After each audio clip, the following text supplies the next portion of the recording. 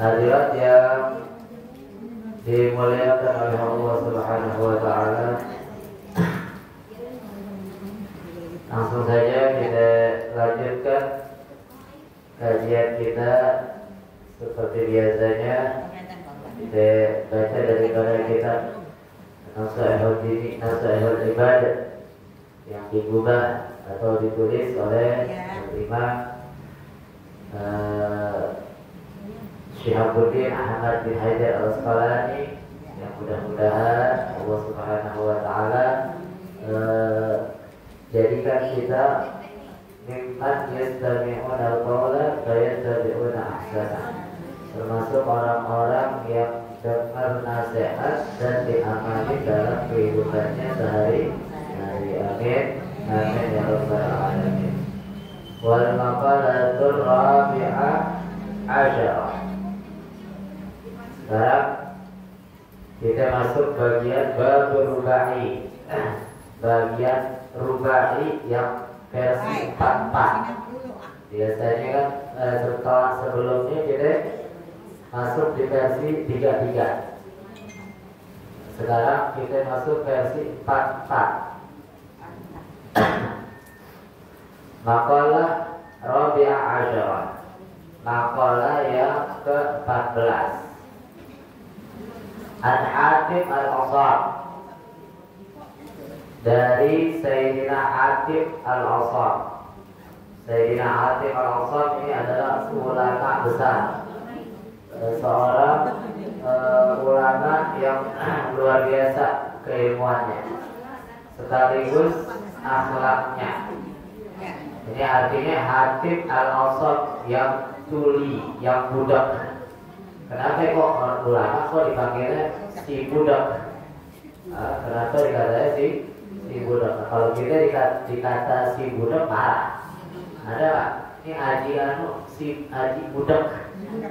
Ada mau dipanggil si budak? Ini kenapa kok sampai dikatakan Atib Al-Asam, Atib yang budak? Ini sebab akhlaknya beliau, atau Jabar Khotir, jaga perasaannya orang. Jadi pernah suatu waktu Sayyidina Atib Al-Asam ini, Sayyidina Atib Al-Asam ada di sebuah pasar. Di sebuah pasar jualan, dagang. Jualan dan dagang. Terus ada salah satu pembelinya, ibu-ibu. Seorang ibu-ibu jadi pembelinya. Ketika dia datang ke tokonya, nah ini namanya ibu-ibu, kalau pasar dia kentut. Kentut suaranya nyaring, panjang lagi. Suaranya jangan dibayangin. Suaranya gak usah dibayangin dan gak usah dicontohin. Jadi suaranya kencang. Namanya ibu-ibu, kalau ketahuan kan malu. Begitu. Mukanya udah gak ada darahnya gitu.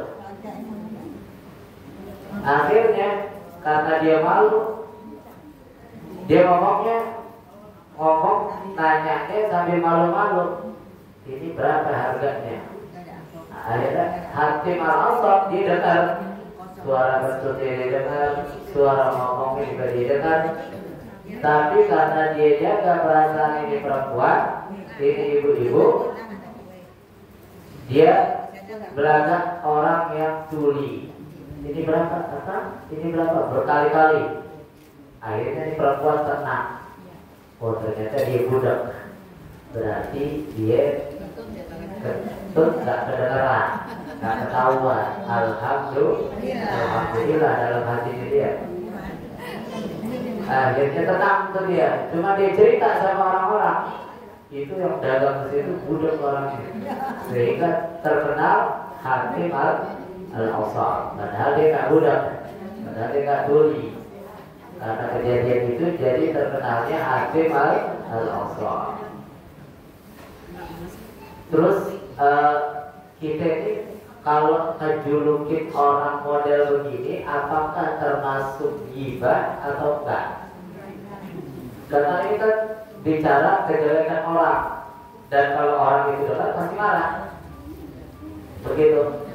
Nah, itu kata ulamanya, ghibah itu ada beberapa ketentuan, ada beberapa keadaan yang ghibah itu kita boleh. Ngomongin orang itu boleh. Nah, salah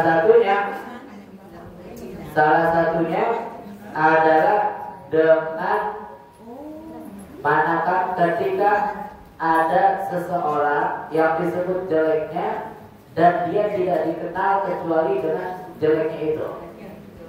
Orang itu dia terkenal dengan sebutan itu. Nah, di sini banyak tuh ya. Orang dipanggil tapi lebih terkenal dengan julukannya. Begitu. Ada dulu namanya Udin. Udin kan banyak di sini. Tapi kalau udah disebut Udin Tetot, orang kenal semuanya. Kan begitu. Ada beritanya Udin meninggal. Udin yang mana nih? Udin Tetot. Tahu ada. Begitu. Tetot kan jelek. Kalau kita panggil orang Tetot kan jelek tuh, kejelekan. Nah, cuma itu tidak termasuk daripada riba karena dia lebih terkenal dengan julukannya. Begitu. Jadi nggak termasuk riba. Nggak termasuk riba. Nah, ini Sayyidina Hatim al-Awsam. Antahu qala, beliau berkata, man da'a arba'ah, bila arba'ah fada'wahu kadibah. Tadi kita ngomongin versi yang 4 yang 3 udah sebelumnya. Nanti sampai versi yang 7 3 2 3 4 sekarang. Man da'a arba'ah, siapa orang yang ngaku 4 perkara, ngaku 4 perkara, maka manakala tidak dibarengi dengan 4 perkara, jadi 4 perkara tidak dibarengi dengan 4 perkara, maka dia ini setan aku. Setan aku kan banyak mereka ada setan aku. Banyak. Ya. Pengakuannya itu dusta. Begitu. Namanya kalau boleh ngakunya dusta berarti setan aku. Belakangnya kayak pahlawan padahal bukan Pak pahlawan, yang kerja bukan dia, orang lain yang terhormat dia. Terus namanya setan aku. Apa-ngapain datang paling belakangan kayak polisi India. Tahu polisi India, ibu nih. Yang depan nonton India pasti tahu. Polisi India. Penjahatnya udah ditangkap, dia baru nongol. Penjahatnya udah mati, dia baru datang. Itu polisi India tuh. Apa kata Imam Hatim al-Awsam? Kalau orang akuin 4 urusan, tapi 4 urusan gak diakuin, nah ini berarti dia setan aku. Apa itu? Man da'a hubballah walam yantahi an maharimillah fada'wahu kadhib. Orang yang ngaku cinta sama Allah, tapi dia tidak berhenti, tidak mencegah dirinya dari hal-hal yang diarahkan Allah, maka ini orang setan aku. Pengakuannya cinta kepada Allah dusta. Ngakunya cinta sama Allah, tapi masih dengan main judi, ini setan aku. Ngakunya cinta sama Allah, tapi gak sholat 5 waktu, namanya setan aku. Kan begitu. Kan judulnya dari awal sih setan aku nih. Sebab banyak juga orang ini model ngaku begitu. Jadi kalau cinta sama Allah, jauhi apa yang diharapkan oleh Allah. Ini kadang-kadang harap yang bentuknya yang bentuknya babi kita bisa hindari. Apa ini makanan? Ini daging babi itu haram ini. Tapi harap kalau udah bentukannya duit, rasa-rasanya hilang haramnya. Ini duit apa ini? Ini duit sogokan. Berapa itu? Ada 5 juta. Apa deh? Buat maslahat katanya. Buat maslahat. Begitu. Kalau harap, kalau bentukannya daging haram. Tapi kalau bentukannya duit, rasa-rasanya hilang tuh. Keharapannya hilang. Orang suka lupa. Kalau daging babi dia nggak mau makan. Makanya ada orang-orang Kristen gitu pada pada heran. Saya punya teman orang Islam, saya ajak makan babi nggak mau dia. Tapi saya ajak minum-minum doyan. Dia ajak minum-minum doyan. Malah doyanan dia ke saya, kata orang Kristen. Begitu. Artinya kadang-kadang yang arak, kalau dia nggak doyan, dia bilang arak. Begitu. Ini bahayanya nih. Yang dia nggak suka, ini arak. Karena emang nggak suka kebetulan. Nah kebetulan kalau dia doyan, dia bilang dicari bagaimana caranya itu ketemu dalil halalnya. Begitu dicari gimana caranya ketemu dalil halalnya. Kan orang kita begitu banyakannya. Jadi kalau kita nggak doyan, orang rokok nggak doyan, haram. Memang dia nggak ada merokok. Jadi bilang orang sekencang-kencangnya dia katakan haram. Kalau pernah ada orang, pernah dia doyan sama rokok, dia bilang rokok itu kayaknya makruh, maksimal makruh sampai di haram. Kenapa? Karena emang dia doyan sama rokok. Begitu. Artinya dia nggak jujur dengan ketentuan atau hukum-hukum Allah. Jadi kalau Allah katakan ini haram, kita doyan, nggak doyan, haram. Begitu. Urusannya kita masih masih menjadi pelaku dosa. Urusan kita tinggal istighfar, kita aku taubat. Tapi jangan kita halalkan yang diharamkan oleh Allah. Seperti contohnya apa? Nikah lebih dari satu. Ibu ada yang mau dimadu apa enggak nih? Yang ngomong aja biar dimadu nanti.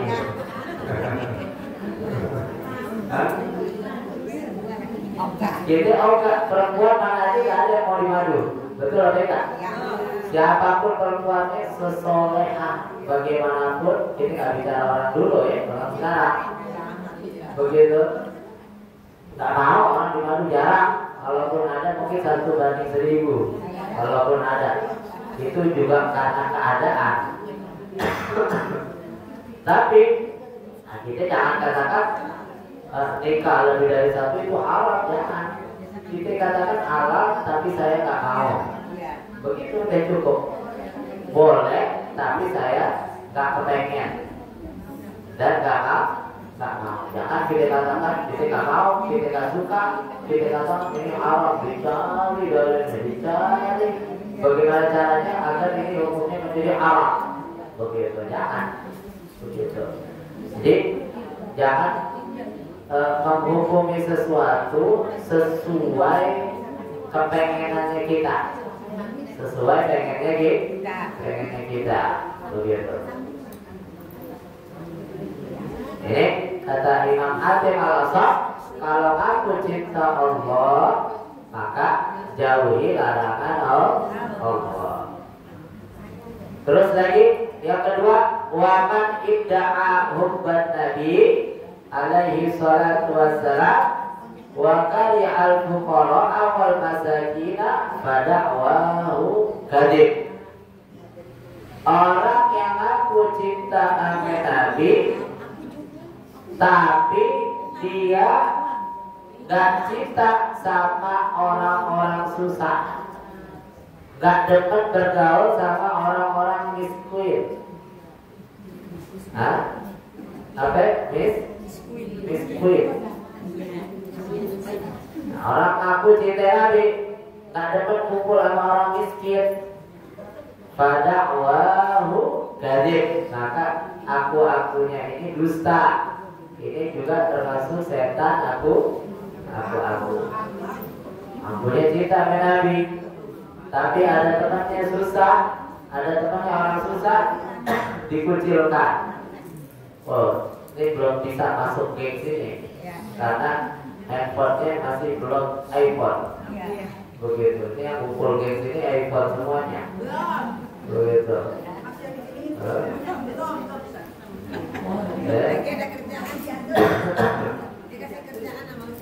Ya. Jadi apa namanya? Kalau kita tak suka bergaul dengan orang susah, jangan aku cinta Nabi. Dusta, cinta Nabi itu dusta, sebab Nabi itu senangnya sama orang susah. Senangnya sama orang susah. Doanya Nabi apa? Sebagian sahabat mengaminkan, sebagian diam. Allahumma alni miskina. Ya Allah, jadikan saya orang-orang miskin, kata Nabi. Makanya sebagian sahabat ada yang amin, ada yang enggak, ada yang diam aja. Sebab tak semua orang sanggup hidup miskin. Begitu. Ya Allah, jadikan saya orang miskin dan kumpulkan saya bersama orang-orang miskin. Itu doanya Nabi. Jadi Nabi lebih senang kumpulnya sama orang-orang miskin. Begitu. Nah, kita jangan kita minder ketika kita termasuk orang-orang yang tidak mampu. Kita mesti pede, sebab kita orang yang lebih diperhatikan oleh Nabi. Tapi lihat orang-orang kaya nggak diperhatikan sama Nabi Muhammad SAW. Malah banyak sekali ancamannya orang-orang yang bergaulnya cuma sama orang-orang kaya. Kalau sama orang kaya mulutnya manis banget. Kalau ngomong sama orang kaya mulutnya manis banget. Sedap banget kayak sayur asam, sayur goreng asam tuh. Sedap banget. Sayur rode lagi musim nih kayaknya sayur rode.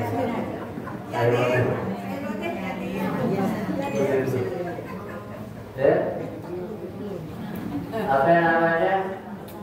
Manis banget kalau orang kaya ngomongnya. Bila orang miskin, budesnya alhamdulillah.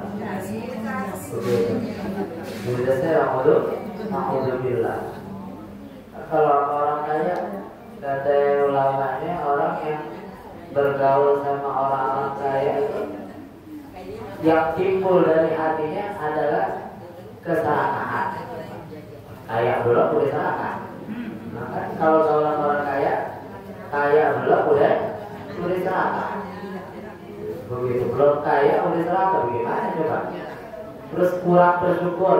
Nanti ajarin kita bergaul sama orang fakir, terus peduli dengan orang fakir, orang susah, peduli. Begitu Nabi ajarin kita peduli sama orang-orang susah. Nabi Muhammad SAW pertama dakwahnya, awal-awal dakwahnya itu Nabi Muhammad di sekelilingnya orang-orang susah. Orang-orang kafir Quraisy meledekin Muhammad, mengikuti cuma orang-orang susah. Nggak ada orang-orang kayanya, nggak ada orang-orang terhormatnya, nggak ada apa namanya tokoh-tokohnya, orang-orang miskin semuanya. Begitu. Yang ikut Nabi Muhammad. Makanya ada istilahnya ashabus sufa. Ashabus sufa, Sayyidina Abu Hurairah yang tinggal dengan Nabi Muhammad SAW di belakangnya Nabi Muhammad. Itu kalau kita ziarah kuburnya Nabi Muhammad, dari bagian belakang ada kayak balai asal begitu, tinggi dikit. Kelihatan kalau dari belakang itu adalah tempat Sayyidina Abu Hurairah tidurnya di situ di belakang rumahnya Nabi. tidurnya ditandai, dibikin kayak balai-balai dikit gitu dari semen, apa namanya dari tahap. Di situ tempat Sayyidina Abu Hurairah dan kawan-kawan, ada beberapa orang sahabat yang makannya kalau Nabi makan, kalau Nabi nggak makan dia nggak makan juga, begitu. Yang ngaku Nabi Muhammad Sallallahu Alaihi Wasallam. Kita kalau apa namanya termasuk orang yang kurang mampu bersyukur. Kenapa kita yang mesti bersyukur? Sebab orang yang gak mampu itu hisapnya sedikit, sebentar. Apa yang mau dihisap, apa yang mau ditanya, maka punya apa? Kan begitu. Makanya dikatakan orang yang paling lama dan paling telat, paling belakangan masuk surga adalah orang-orang kaya.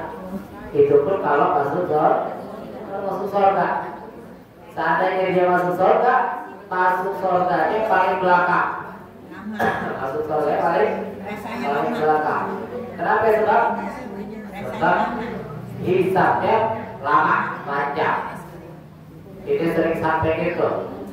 Kisahnya orang yang punya kampak satu. Dia punya kampak satu aja, singkat cerita, itu ditanyanya malaikat sampai 40 hari 40 malam karena dia berdiam di dalam kubur menemani jenazah. Itu malaikat tanya bukan jenazahnya, tanya sama orang ini. Begitu, dia ikut saya bareng begitu. Nah ini orang ditanya 40 hari 40 malam. Yang itu malaikat tanya tentang ini kampak doang. Kampak dari mana?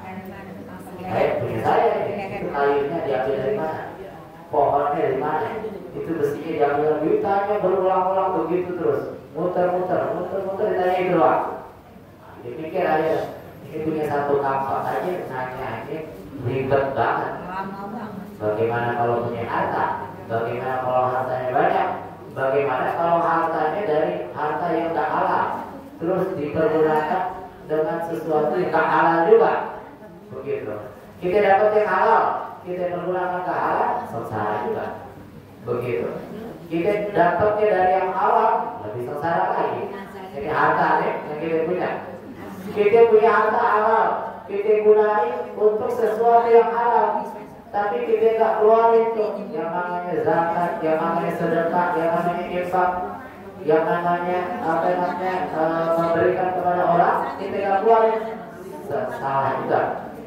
Itu namanya Nabi bilang setiap pagi itu malaikat doa, setiap pagi malaikat doa. Nah kita ada termasuk di doa yang mana ada tuh? Tiap pagi itu malaikat doanya apa? Allahumma a'ti munfiqan khalafa, Allahumma a'ti mumsikan talafa. Ya Allah, kasih nih orang yang pelit-pelit kehancuran, kasih nih orang yang pelit-pelit kerusakan, biarin hartanya kebakaran, biarin hartanya kecurian, biarin hartanya kayak duit setan dimakan jin, gak rasa. Duit setan dimakan jin, begitu. Duit setan dimakan jin. Itu kalau buat orang-orang klik udah didoain sama malaikat. Jadi kita nggak usah nyumpahin orang-orang klik, udah didoain sama malaikat, udah disumpahin sama malaikat. Tapi kalau pagi-pagi disedekah, pagi-pagi udah sedekah, makanya beruntung deh. Kita hadir model ini tadi sudah muter berapa kali itu? Muter udah 2-3 kali, pakai muternya pakai 2-3 kali. Beruntung. Nah, kalau kita di rumah, kita mau ngasih ke siapa? Kita di rumah, ada orang di rumah aja tidur aja, nonton TV, masak. Dia mau ngasih ke siapa? Mau sedekah ke siapa? Susah.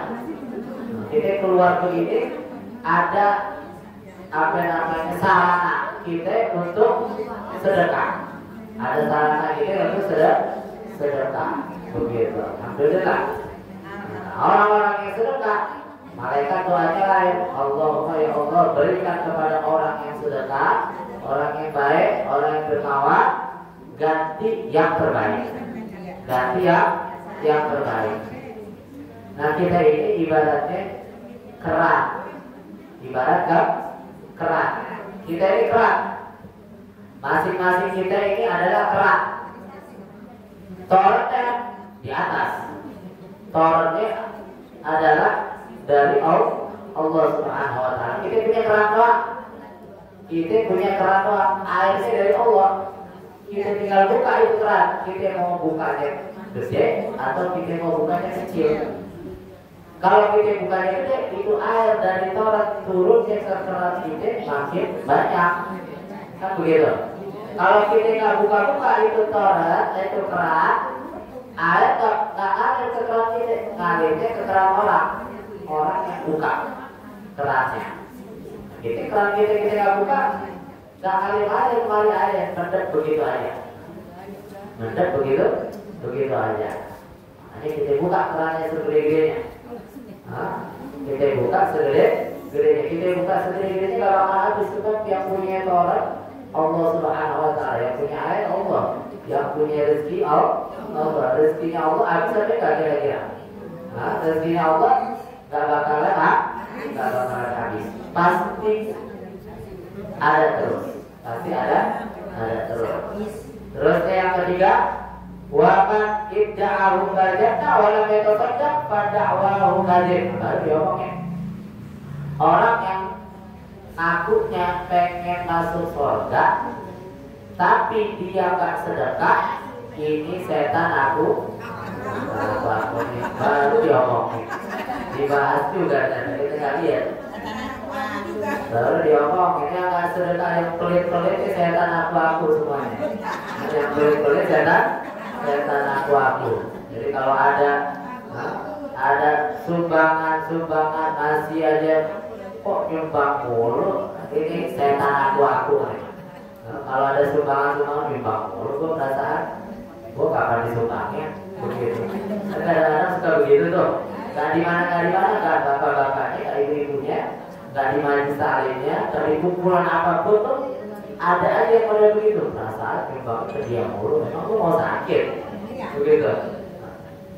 Oh nyumbang ke dia ini memang kebetulan dia yang ada yang meninggal keluarganya, kita kumpulin inisiatif buat bantu dia begitu. Yang ada aja kebangetan, enak banget dia meninggal dikasih duit. Itu kita punya teman di Jambi, ada kumpulan motor biker, apa namanya, pokoknya kumpulan motor. Dari sini ada ribuan orang satu grup, ada berapa grup gitu banyak. Satu orang temennya sakit di situ, akhirnya inisiatif kumpulin dana, kumpulin dana semuanya, masuk duit masuk sampai akhirnya duit itu dapat 86 juta kalau nggak salah. Gitu, pokoknya puluhan juta, 86 juta. Akhirnya karena kumpulnya apa, dikumpulnya sampai beberapa hari, orangnya udah agak sepuh, tapi tetap karena ini dikumpulin buat dia sakit, dikasihnya nggak separoh, dikasih semuanya, tapi dibeli sebagiannya itu dibeliin motor harganya 56 juta, motor apa expect 56 juta, sisanya nggak diambil yang kumpulin atau dibagi-bagi rata, semuanya sisanya dikasih juga yang sakit. Ini namanya orang ngasih buat dia, disampaikan amanah. Kadang-kadang gitu, saya kan ngurusin capek, saya bikin segala macamnya, minta ini juga, minta bagian juga. Kalau minta duit balik lagi, kalau minta duit haramnya hilang, dimanapun kalau ada duit bentukannya haramnya hilang. Tapi kalau bentukannya daging, oh ini haram nih babi, oh ini haram nih, ini apa namanya, boleh dimakan nih karena ini babi nih, begitu. Jadi haramnya hilang.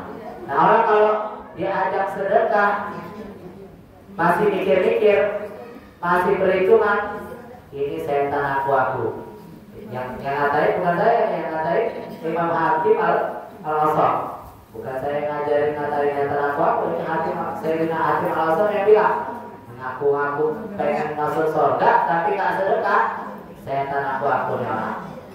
Begitu setan aku. Terus lagi wa man da'a khaufan nar wa lam yantahi 'anil dzunub fada'ahu kadzib.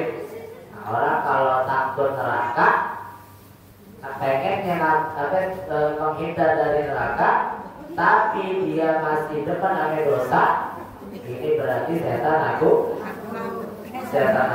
juga. Setan aku. Dan memang Nabi udah tergesit hujibatin nar bisyahawat wa hujibatil jannah bil makarim. Neraka itu emang diliputi dengan sesuatu yang enak, sesuatu yang menyenangkan.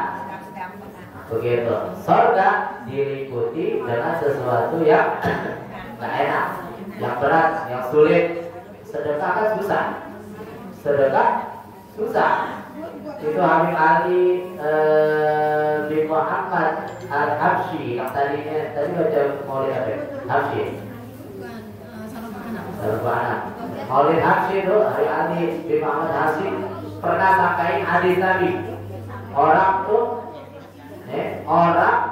untuk bersedekah, dia itu sampai berhasil dia sedekah, dia sudah melewati 17 atau 18 ujian setan.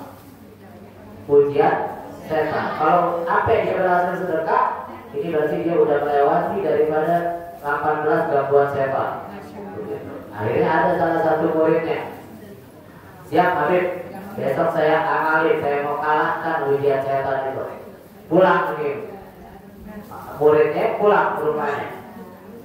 Kebesokannya ditanya sama bininya, Neng, itu tolong ambilin duit 100.000 yang ada di kotak di lemari. Diambil nih sama bininya. Emang buat apa Bang nih? Duit, ini bahasa kita. Buat apa duitnya? Saya mau sedekahin semuanya.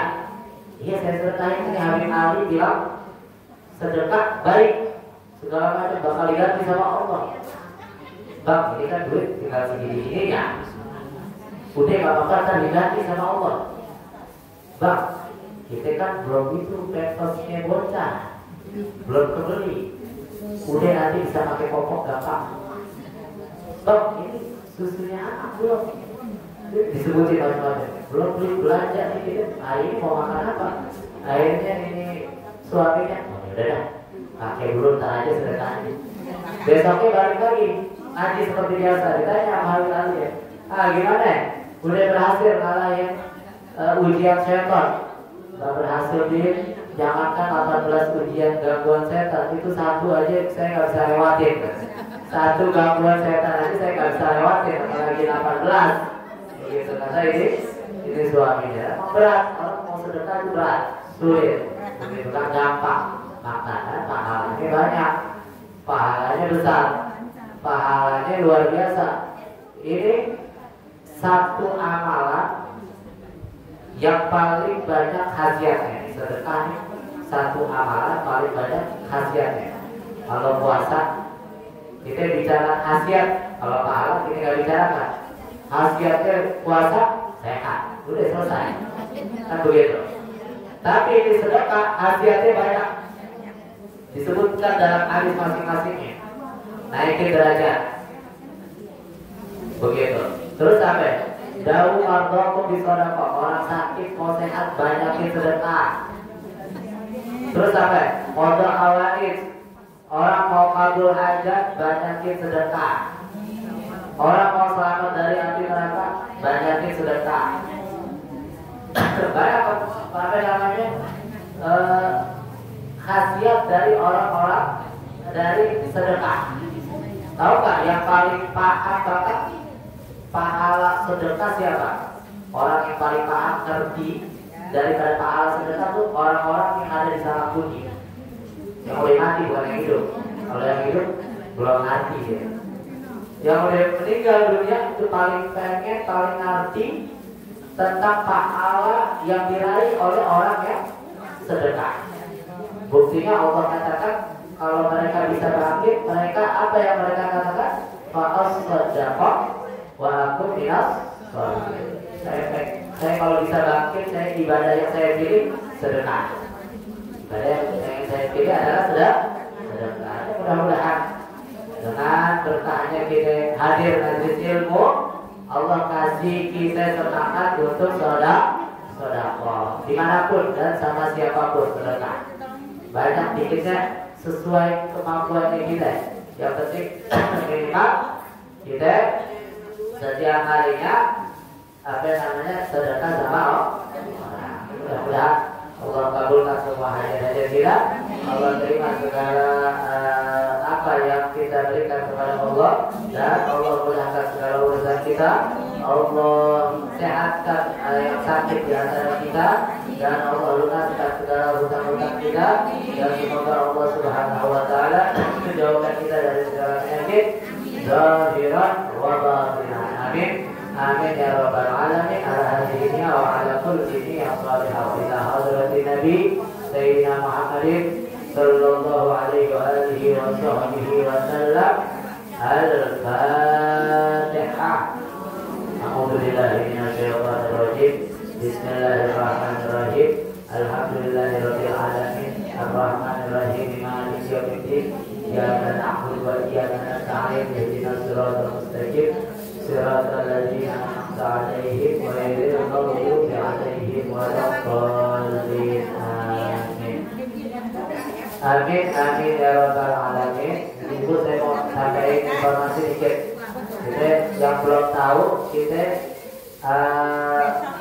adakan pengajian ngaji subuh. Yang udah tahu alhamdulillah. Yang belum tahu, yang belum cobain dulu hadir. Kalau enak lanjutin, kalau nggak enak berhentilah. Begitu.